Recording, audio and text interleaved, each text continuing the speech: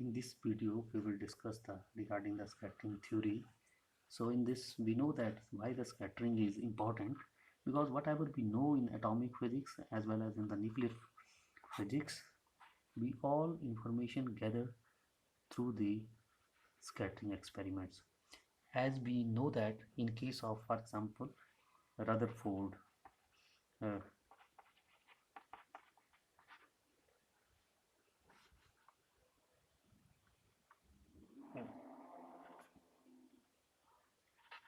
discovery regarding the of nucleus. So this is Rutherford experiment is also based on the scattering problem.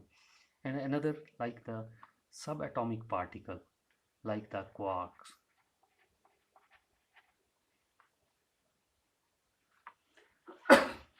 They all are the discovery of quarks. This regarding these are subatomic subatomic particles.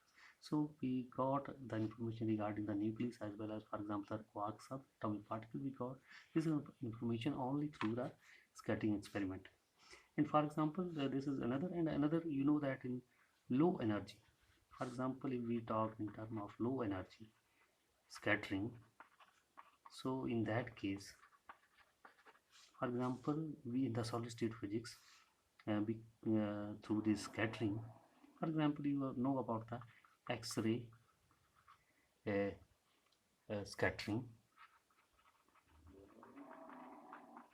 or electron scattering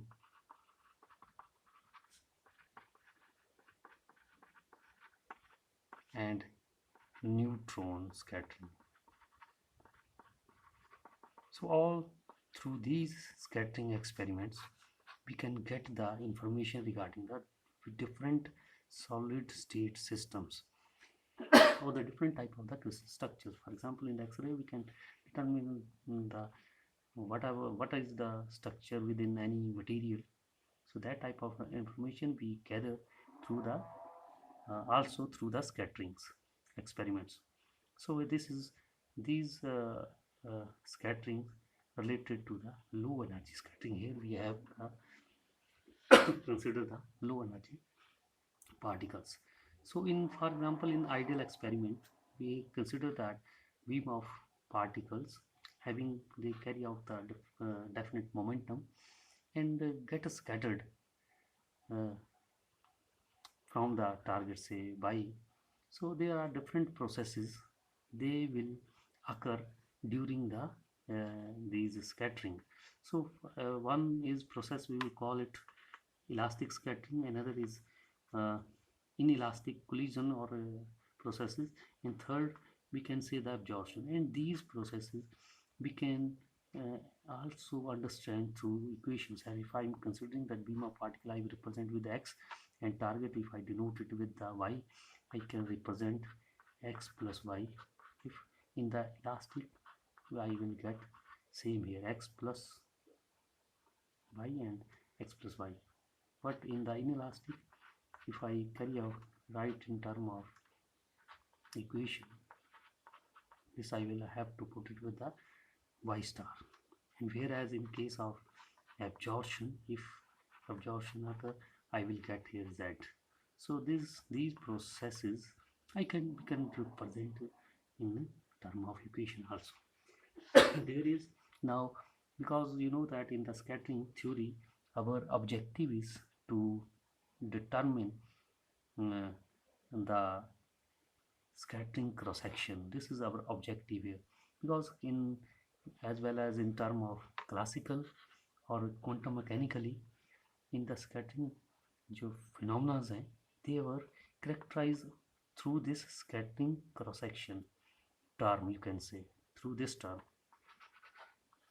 So in this classically, as we are explaining the things classically or quantum mechanically, we have to characterize it through the this term, scattering cross section term. And here in this our objective is also to determine this differential scattering cross section parameter, you can say.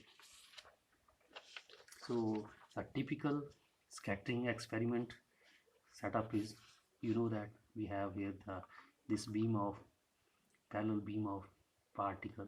You can say this is the incident beam, and here you have the target. This is the target region, and after the scattering, when these beam is hitting this target, they will get scattered through the different angles, or you can say that beam will get diverges, and these scattered particle will be detected with the help of detector at this, and you can detect the particle in this region. So this is the scattering typical uh, scattering experimental setup, and it is convenient to choose that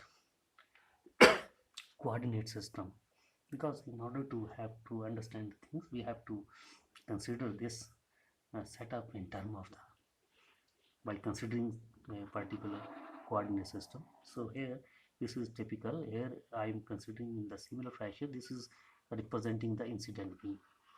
This is incident beam of the particle, and here this is point. Here I am considering it the target here, and after this target, the particle will get scattered through a certain in the different directions, and here I have represented it with the help of cone, and we call this, and this cone I am representing at particular angle theta. So we can also call it cone of scattering at angle theta. Here this cone is at scattering angle theta, and here this is the direction. And another thing is, because I have to correlate it with the coordinate system, so this position, this is the position of target, and this position we will consider to be the origin of this coordinate system. I'm considering this is the origin of coordinate system here, and this the direction of this incident beam, which um, uh, is represented with the help of z-axis or polar axis, which is z-axis, and another is mm, that this I am representing this dotted line, that the the particle gets scattered through angle of theta here. So this is the theta is representing the scattering direction, you can say, and with this theta is with respect to this polar axis or with respect to z axis, and this direction of scattered particle and direction of incident particle direction, these both, they will constitute the uh, this scattered plane. So this, if we draw it like this, and center of this cone, and if I extrapolate this dotted region, this is my the reference plane. So this is, or we can call it scattering plane or plane of scattering. And another is, this is uh, angle, this is theta, and this is angle phi. Phi angle we will call azimuthal angle, and this angle is representing the, or angle this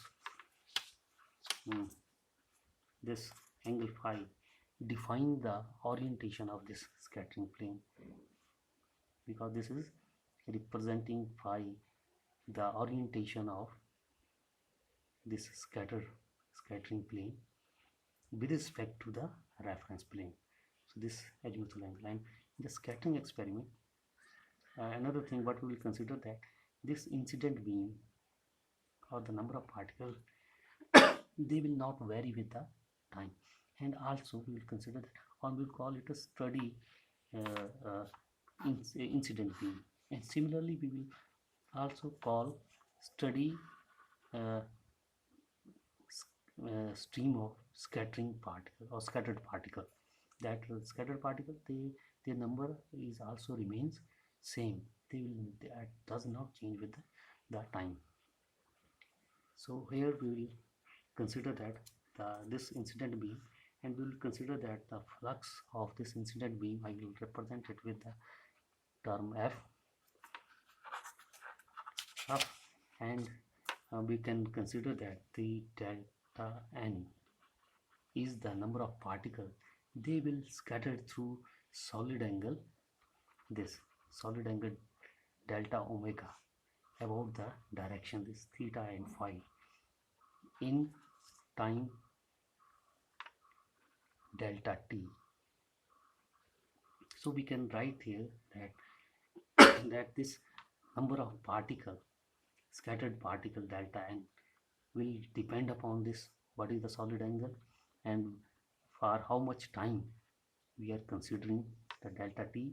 So this delta n depends upon the number of scattered particles, depends upon delta t also, and also depend upon what is the incident flux. So we can write this equation in like this manner,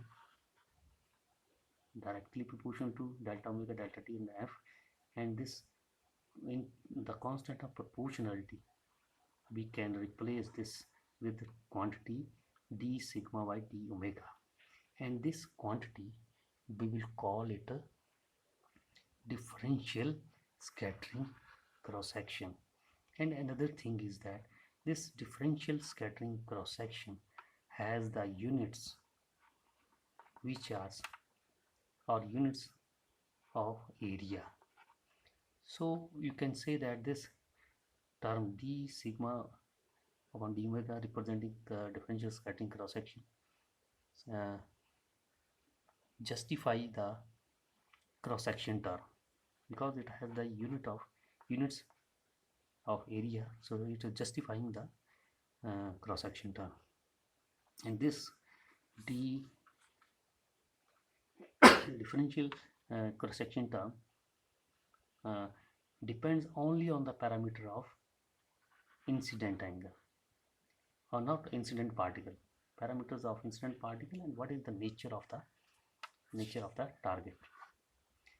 And the total cross section, scattering cross section, which we denoted with the symbol sigma, which we can denote it with the sigma, and by the integration over the d sigma by d omega differential cross section term, and whether through an angle of d omega, and we will write this is 0 to 2 pi, limit 0 to 2 pi, theta and phi, they have ranges from 0 to 2 pi, and 0 to pi. In most of cases, the in most of cases, what is happening that this uh, uh, uh, d sigma, this we will consider that it is independent of angle phi, and by solving this, d phi is limit from 0 to 2 pi.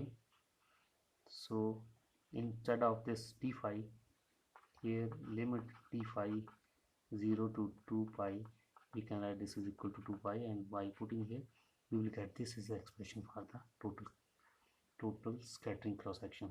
So this was our aim, our aim to find the this scattering cross section term.